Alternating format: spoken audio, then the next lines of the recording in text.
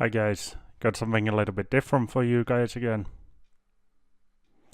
Uh, so I booted up my Emerald game and the battery was dead. It's been dead for a while, and I decided it's finally time to change it. So I went out and got a battery, screwdriver. Well, I already had a screwdriver in the game. Now I'll just say quick, I'm actually doing this post-commentary. My original audio file got corrupted, so don't worry too much if I'm not talking exactly about what I'm doing.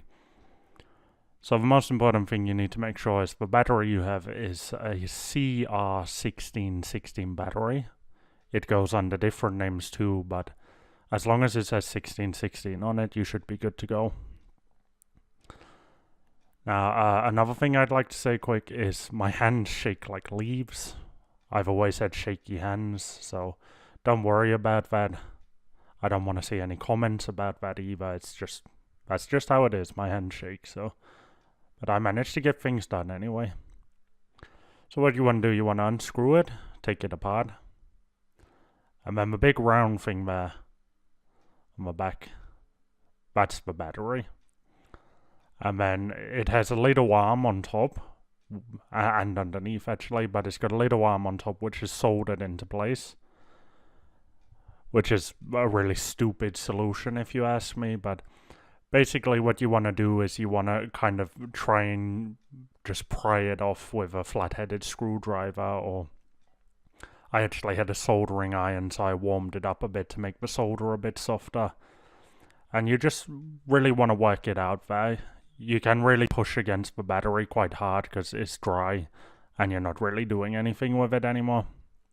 So I am using the soldering iron a bit.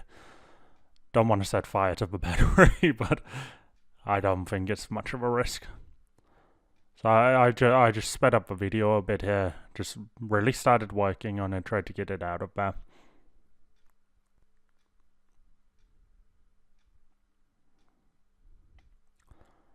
There it is off. It makes this kind of cracking noise when the solder breaks. There's nothing to worry about. But you just want to pull that out of the way then. It's quite flexible. You don't have to worry too much about it breaking. And then you want to pick up the battery and then kind of fold it outwards. And then there's the same thing underneath. Now this bit's a bit harder because you can't really lean against the circuit board or anything. You kind of got to do it in the air like that. But at this point I held the soldering iron against it for quite a while and the solder got really soft.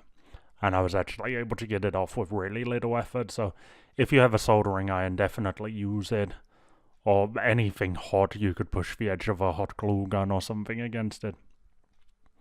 But that's the battery off. And, well, it's not very pretty anymore, but it doesn't need to be. So then what we need to do is, well, I've got both of the arms up in the air now. And I'm about to open the battery package. But what you want to do then is you want to get the arms as straight as possible, which you just scraped up with the screwdriver. And the reason you want them so straight is that they're making good contact with the battery. So I've got the battery. Make sure whatever you do, you put it the right way round too. Plus is positive, negative is negative, something like that. And I'm actually going to stick... Well, I actually stuck mine down with a hot glue gun. Now this was actually my second take, because the first time I put a bit too much hot glue there, and it kind of splurged on top of the connector. So, you want to put a bit, just around the connector, just a little bit. It doesn't need much to hold it in place. And the glue in a hot glue gun is non-conductive, so you don't have to worry about that. And it can withstand temperature and stuff, so it's really a good option. I really recommend it. If you're really good with a soldering iron, go ahead and solder, but I didn't want to risk using a soldering iron on a battery, so I did that. And then you want to do the same with the top side, get it nice and straight. And then I grabbed some electrical tape. It's just normal electrical tape.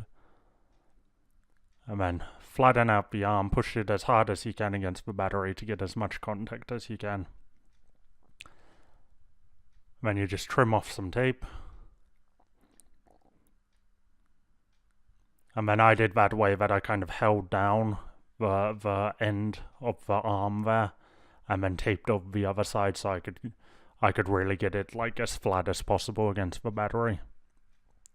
And again, electrical tape is non-conductive, so it's a really good option here. Of course, it's not as pretty as soldering, but for my use, I'm not going to be selling this game, you know. It's just, I just want a working game, so that's the best way to do it for me. It's cheap, easy to do. You can do it without a soldering iron too, but it helps to remove the battery a bit. There's a couple of pieces of tape on there. Now, I do recommend covering the whole arm, just in case it makes contact with anything metal, but I wouldn't worry about it. And there's the excess trimmed.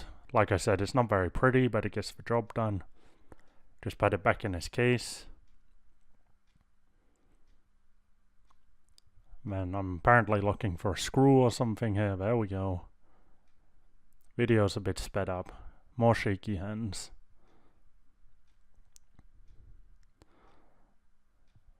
Just do that bad boy up.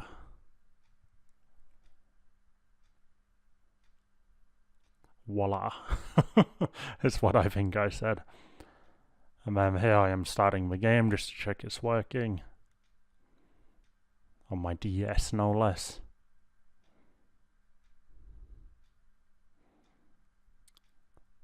And as you can see, no message pops up. The battery is working fine. I am playing. So, thanks for watching. Take care.